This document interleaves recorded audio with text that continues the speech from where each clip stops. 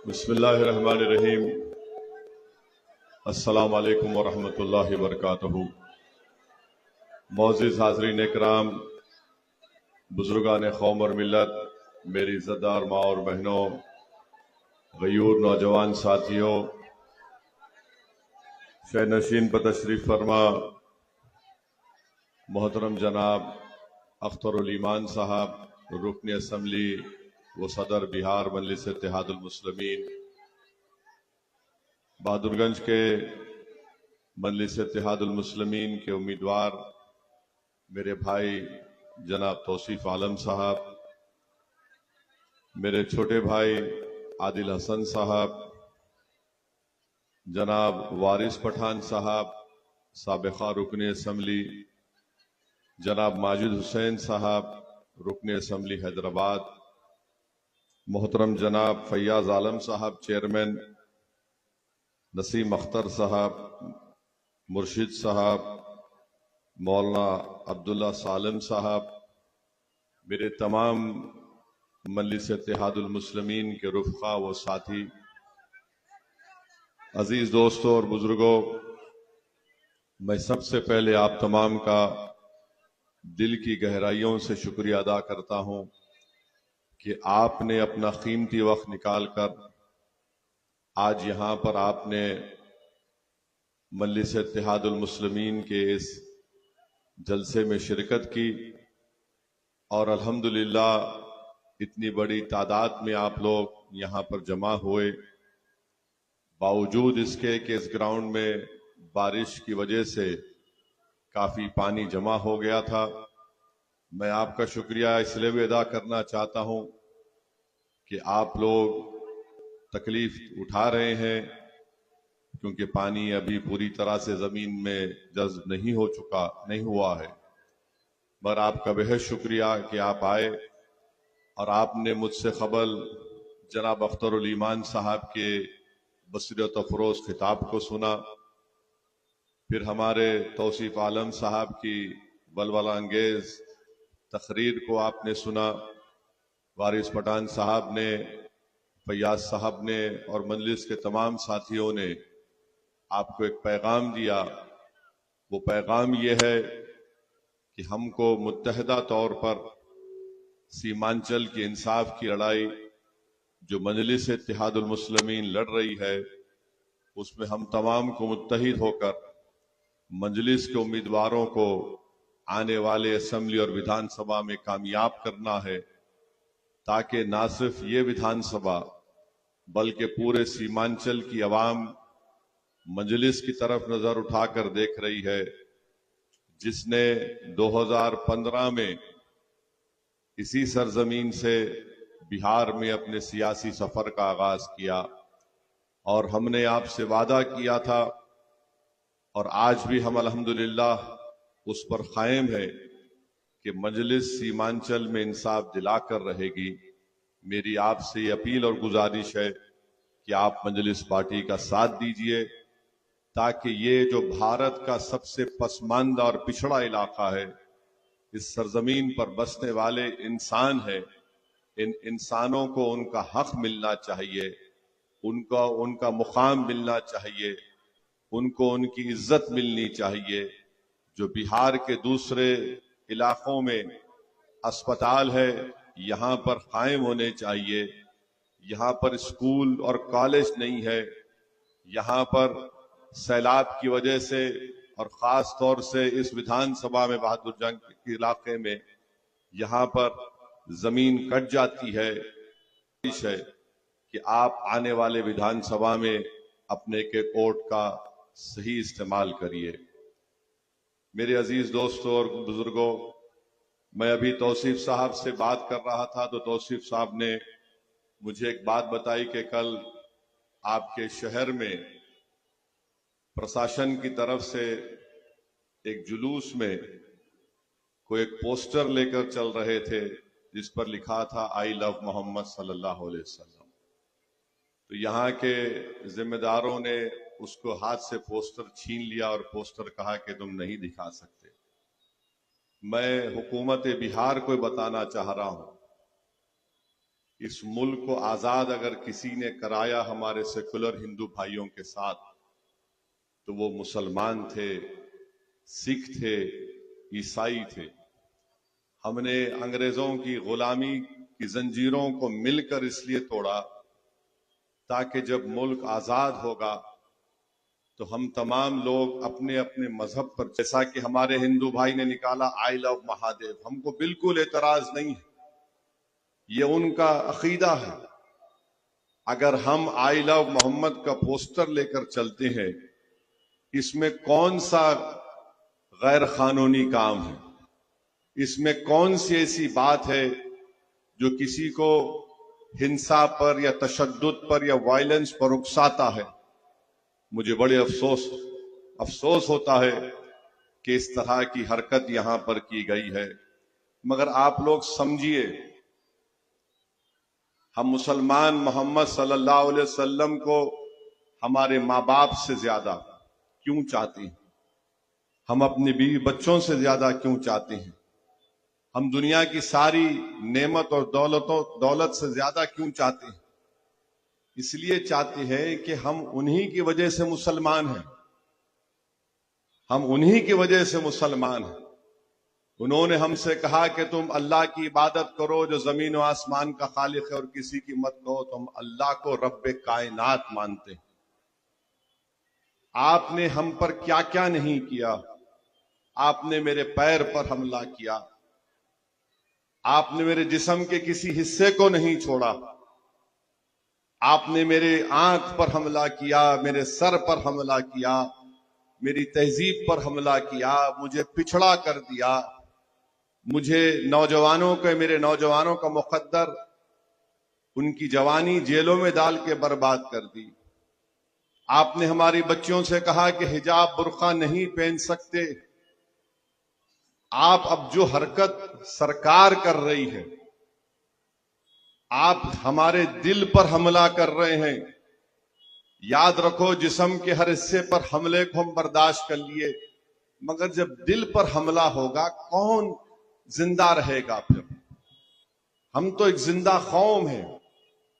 और हम आपको ये बताना चाह रहे कि हमारे इस सरकार के लोगों को अगर नहीं मालूम तो समझिए हमारी बात को, कि कुरान में अल्लाह लिख दिया कि तुम अल्लाह उसके रसूल के बताए हुए रास्ते पे चलो।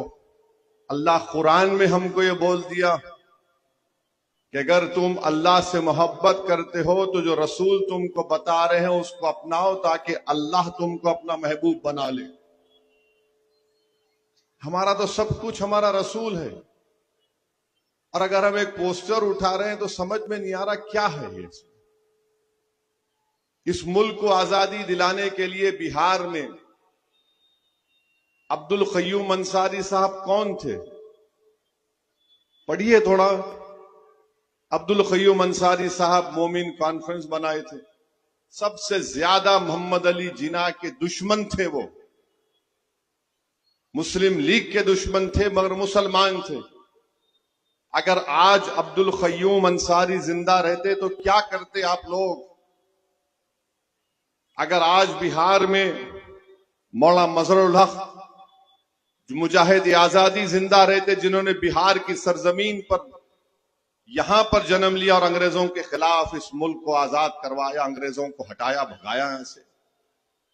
अगर यहां पर बिस्मिल आजिमाबाद जिंदा होते तो क्या करती बिहार की सरकार? अगर आज सैयद अली इमाम जिंदा होते, जो बिहार के सपूत थे, जिन्होंने अंग्रेजों को भगाने का काम इस मुल्क से किया। अब्दुल गफूर साहब होते तो आप क्या पोस्टर छीन लेते अब्दुल गफूर साहब के हाथ से?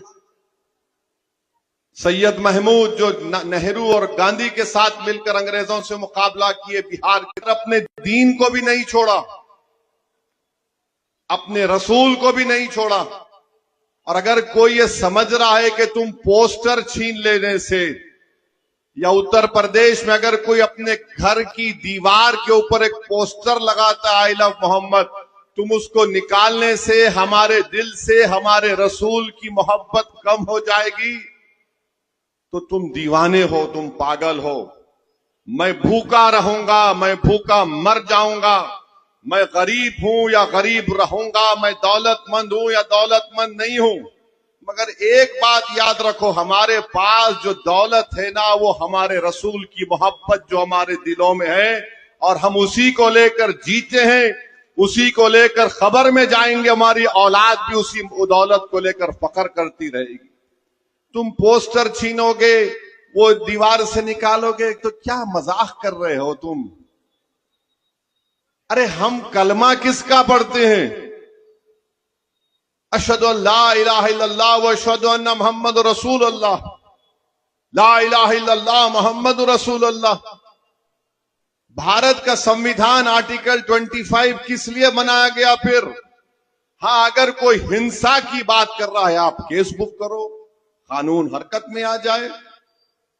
और एक इनको बताना चाह रहा हूं, मुरादाबाद में एक आलिम दीन थे, जंगे सन 57 की जंग आजादी में, मौलाना काफी सैयद काफी रहमतुल्लाह अलैह, शायर भी थे, आलिम दीन भी थे। उन्होंने सन 57 की जंग आजादी में हिस्सा लिया मुरादाबाद उत्तर प्रदेश में। अंग्रेज उनको गिरफ्तार किए। कभी आपने दुनिया की अदालत में सुना कि एक ही दिन में उनको कोर्ट में लाया गया?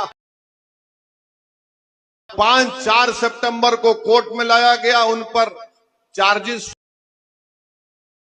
सितंबर के दिन अदालत ने, अंग्रेज जज ने फैसला दिया कि मौलाना दिया जाए। मौलाना काफी ने क्या था कि अंग्रेजों से जिहाद करो, भारत अंग्रेजों के खिलाफ जिहाद करो। एक ही दिन चार्जेस फ्रेम के माने उन पर बोले तुम पे जुर्म है, और दूसरे दिन अंग्रेज जज ने कहा कि इनको फांसी पे चढ़ा दो।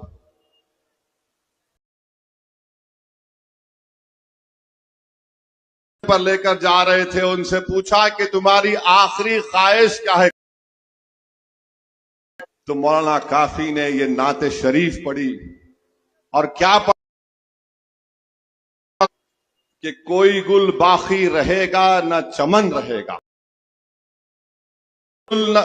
कोई गुल बाकी रहेगा न चमन रहेगा, दीने हसन रह जाएगा। बाकी रहेगा न चमन रहेगा, पर रसूल अल्लाह। मेरे भाई, हम फांसी के फंदा हमारे भी आई लव मोहम्मद बोल रहे, तुम क्या मजाक कर रहे हो हमसे? एक सोए हुए शेर को तुम जगा रहे हो।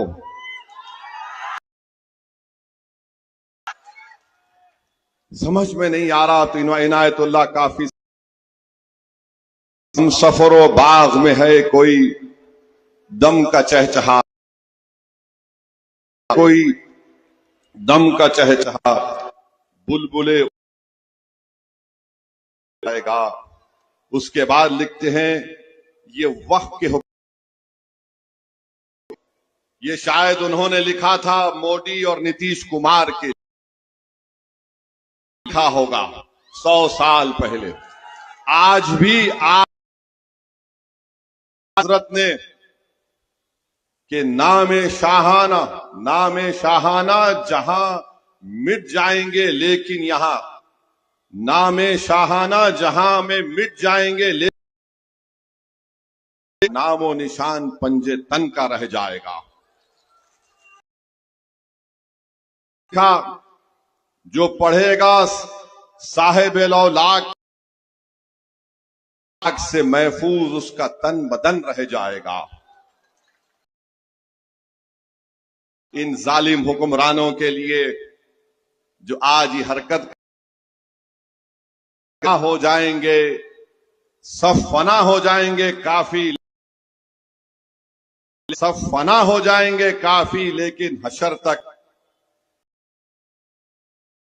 पर सुखन रह जाएगा। ये क्या मजाक कर रहे हैं आप? अगर कोई आई लव मोदी का सेल्फी लेंगे आप,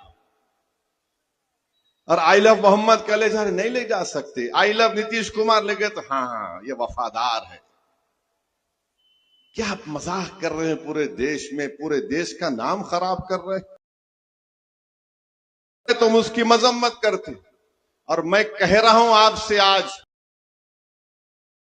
हुआ, हम अल्लाह से दुआ करते कि जो जेल में है अल्लाह उन और अल्लाह उनको जल्द से जल्द रिहा करवाए इंशाअल्लाह ताला। हुक्मरानों को बता रहे हैं, एक खातून, उससे कहा गया कि भाई शहीद हो गया। उसने कहा मोहम्मद सल्लल्लाहु अलैहि वसल्लम। फिर उससे कहा गया कि तेरा पिता वो शहीद हो गया। उसने कहा मोहम्मद कैसे हैं सल्लल्लाहु अलैहि वसल्लम। फिर उससे कहा गया तेरा बेटा मर गया, शहीद हो गया। तो उसने कहा मोहम्मद सल्लल्लाहु अलैहि वसल्लम कैसे हैं। जब वसल्लम सही सलामत हैं तो उसने कहा अल्हम्दुलिल्लाह। गुलाम थे, सहाबी रसूल थे, रसूलुल्लाह सल्लल्लाहु अलैहि वसल्लम। मैं तो आज दुनिया में आपके साथ हूं, मगर जब अल्लाह जन्नत देगा तो आप तो ऊंची जन्नत में रहेंगे, मैं तो नीचे रहूंगा। तो रसूलुल्लाह सल्लल्लाहु अलैहि वसल्लम, अल्लाह ने कुरान की आयत को नाजिल किया कि मोहब्बत। तो मेरे भाई ये कोशिशें की जा, हमारे रसूल की मोहब्बत को कम कर दिया जाए, होने देंगे क्या? आप ऐसा होने देंगे? ना डरना। बहुत लोग कोशिश कर लिए, कुछ नहीं हुआ। क़यामत तक अल्लाह उसके रसूल का नाम भी फरिश्ते करते हैं, तुम पोस्टर निकालने से कुछ नहीं कर सकोगे। मलाइकतो युसल्लूना अलन नबी, क्या है कि फरिश्ते अरे तुम समझो इस बात को, जो तुम नहीं करना है वो करो ना। तुमने सीमांचल में, तुमने इस विधानसभा में अभी फैयाद यहां पर तेरागाज की रोड नहीं बनाए, नहीं। अच्छा वो अगर वो रोड बन जाती, अच्छा लौचा पंचायत, पटना पंचायत में, मतियारी में, पत्थरगट्टी पंचायत में, फिर बोल्डर पिचिंग का काम आप नहीं करा रहे, पोस्टर छीन रहे। का जो बेचारा वो गद्दार 6 करोड़ में जमीर फरोज भाग गया, वो भी गूंगा,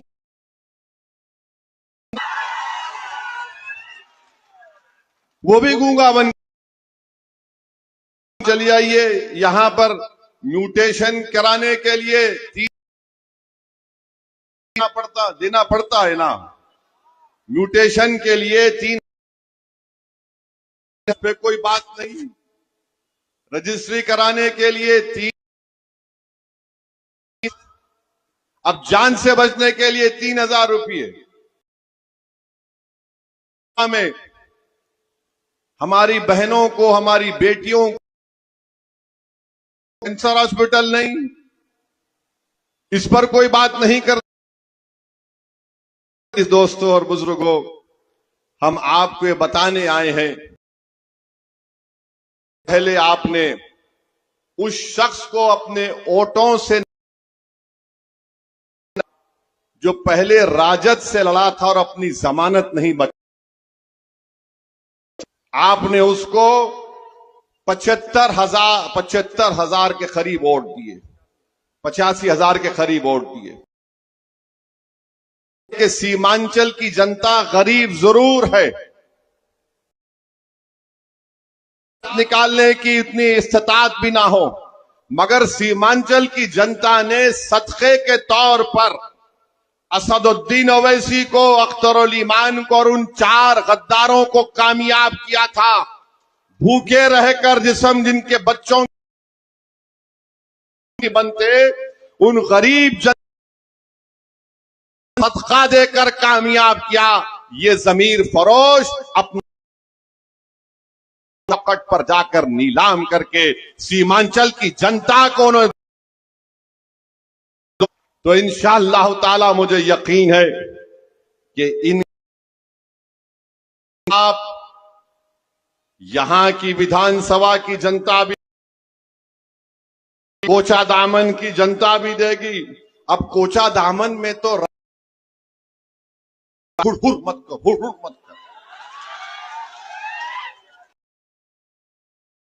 हुआ है। ये जनता की बदुआ बहुत बुरी को जब तुम धोखा देते ना, उसमें इतनी ताकत तो नहीं रही मिलाकर कभी कुछ बात बोल दे, मगर वो बोलता अल्लाह तू जानता है जिन जालिमों ने मुझे धोखा दिया, अब अल्लाह देखेगा इंशाअल्लाह ताला, देखेंगे आप। क्या तुम्हारे को बस हो गया?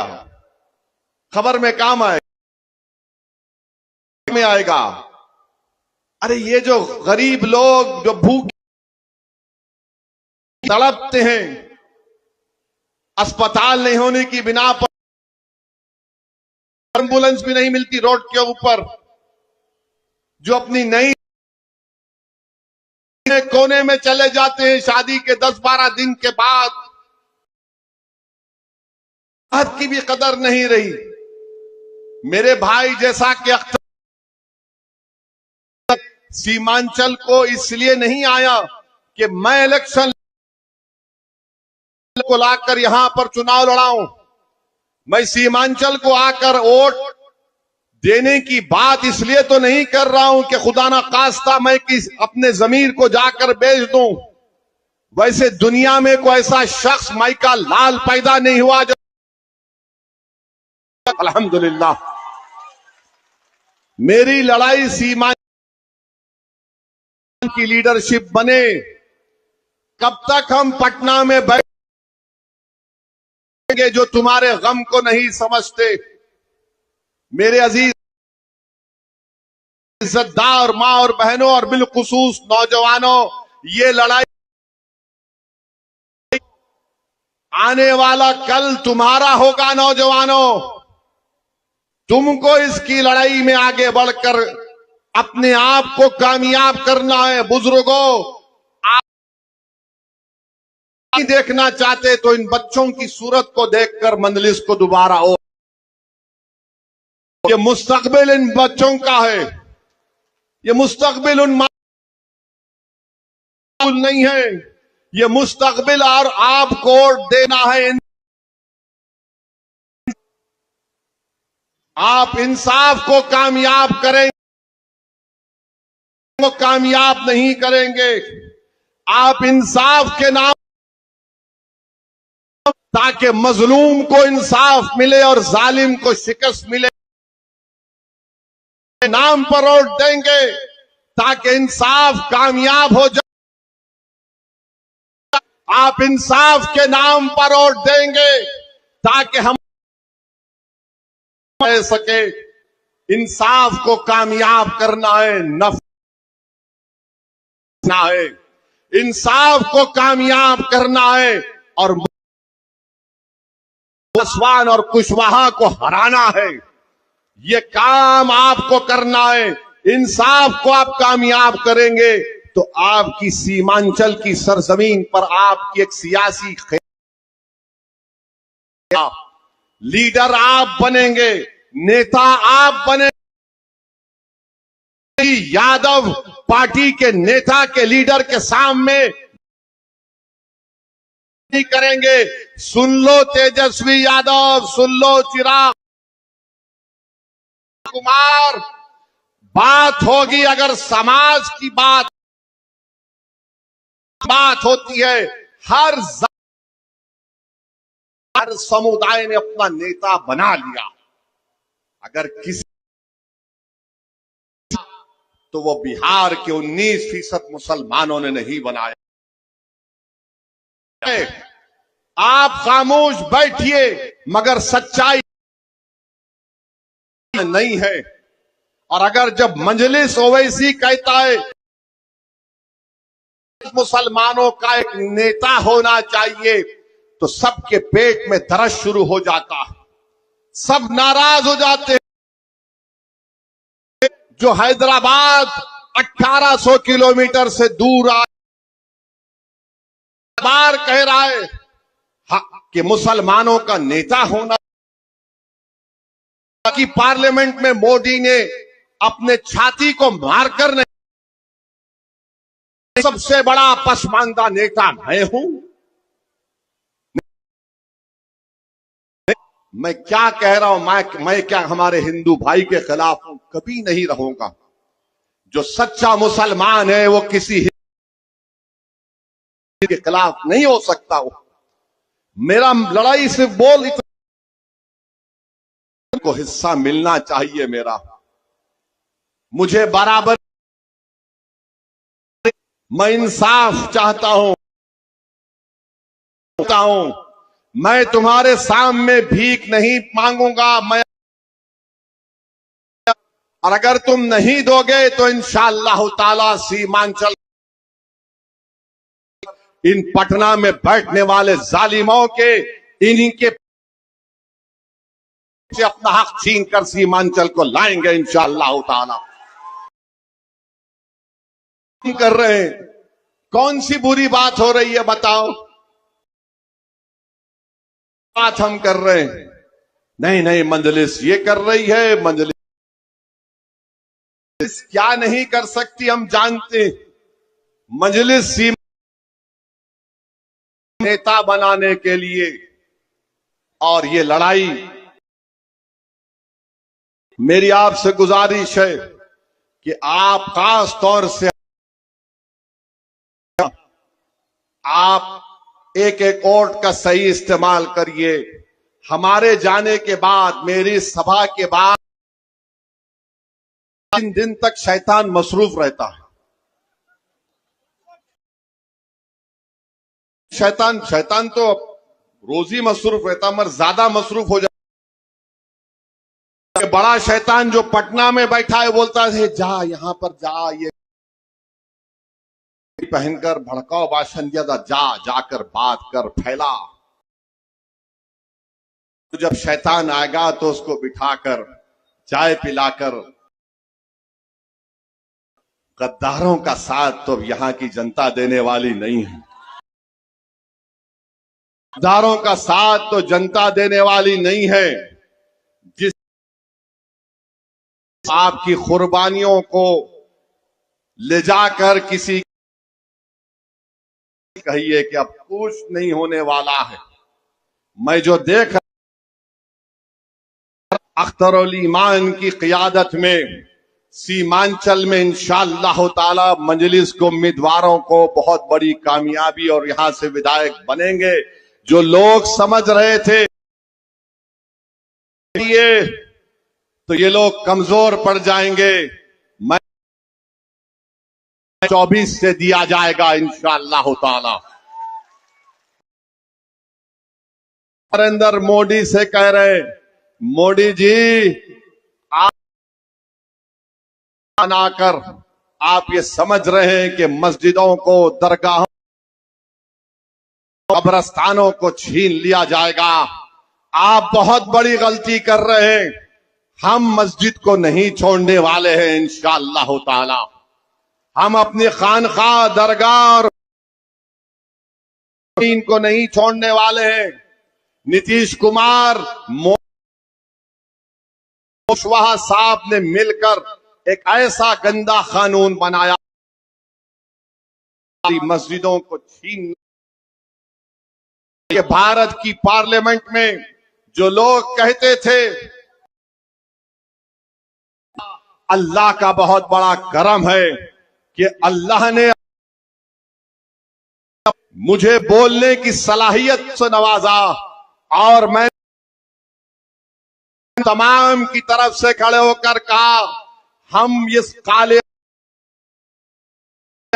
ये बाबा साहिब अम्बेडकर के बना हुए संविधान के खिलाफ कानूनी दलाइल देकर इस वक्फ कानून के एक आखिर में कहा, सुनो मोदी अमित शाह, हम सकते। मैंने उस कानून को फाड़कर भारत की पार्लियामेंट में रख दिया। बनाई गई पार्लियामेंट की 128 पेजेस, 128 पेजेस की रिपोर्ट इंटरनेट पर अवेलेबल है, आप देख सकते हैं। एक 44 तरमीमात पर एक तरमीम के ऊपर 4-4, 5-5 सफे मैंने लिखे। वकलाओं के साथ बैठ के सुप्रीम कोर्ट के जजमेंट का हवाला देकर, मेरे भाई आपको हमारे साथ इस लड़ाई में साथ देना है। आप साथ हैं हमारे इंशाअल्लाह ताला। मुझे यकीन है कि और पहले से ज्यादा तादाद में आप हमारा साथ देंगे। और कोई हाँ, तौसीफ आलम 4 मर्तबा के विधायक थे। अब की बार जब विधायक बनेंगे और उस 4 मर्तबा में फर्क क्या होगा? क्या फर्क होगा? सुनो, विधानसभा की गयूर अवाम, 4 मर्तबा जब तुमने विधायक बनाया तो वो ऐसी पार्टी से जीते जो जीते थे जिसको बोलने की इजाजत नहीं, उसको बोलने की इजाजत नहीं थी। अब की बार वो जीतेगा तो तुम्हारे दिल में जो छुपा हुआ गम होगा उसको तौसीफ आलम बिहार की विधानसभा में जाकर बोलेगा। वो हकीकी मानों में तुम्हारा विधायक होगा। फर्क इतना ही है, वो पार्टी का नुमाइंदा था, अब तुम्हारा आवाज।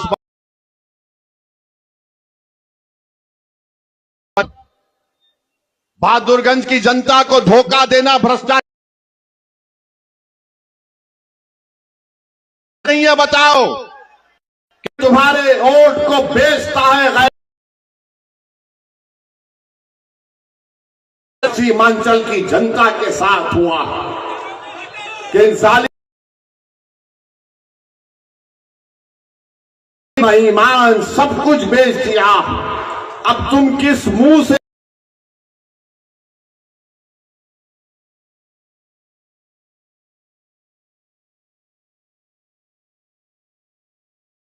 विधायक को, अपनी पार्टी के उम्मीदवार को जनाब तौसीफ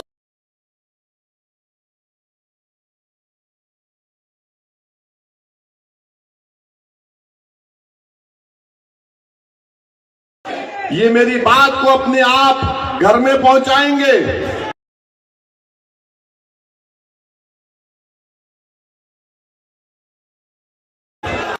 तो फिर यकीन कर लीजिए कि आपकी बात मोदी तक भी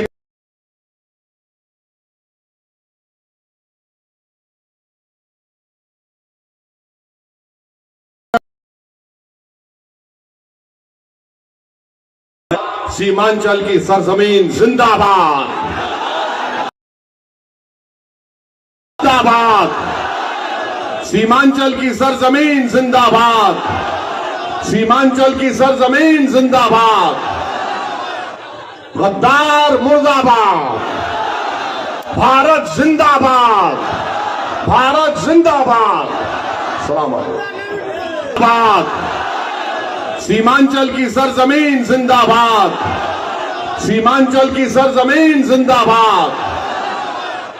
गद्दार मुर्दाबाद, भारत जिंदाबाद, भारत